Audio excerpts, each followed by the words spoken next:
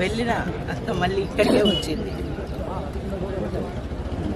ఎక్కడ పుట్టాము, ఎక్కడ పెరిగాము, ఎక్కడికి వచ్చాము.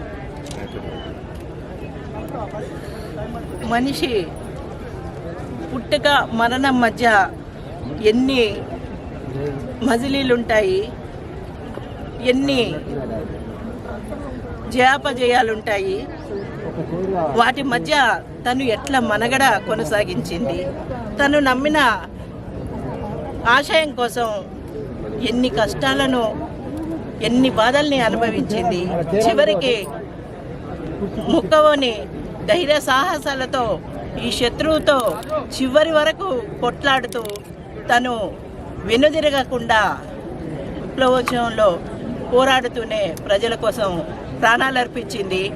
అట్లాంటి ధన్యజీవులు వారి మధ్య మనము ఇలా నిలబడి మాట్లాడుకుంటున్నామంటేనే, వారి త్యాగాలను గుర్తు చేసుకుంటున్నామంటేనే మనము మనుషులుగా ఉన్నందుకు, మానవీయమైన మనుషుల కోసం మాట్లాడుకున్నందుకు, కనీసంగా మన జీవితంలో కొంత కాకపోయినా కొంత సమయాన్నైనా కేటాయించి ఏమి చేయగలుగుతామో ఈ సమాజం కోసము అనేది ఆలోచిద్దాము.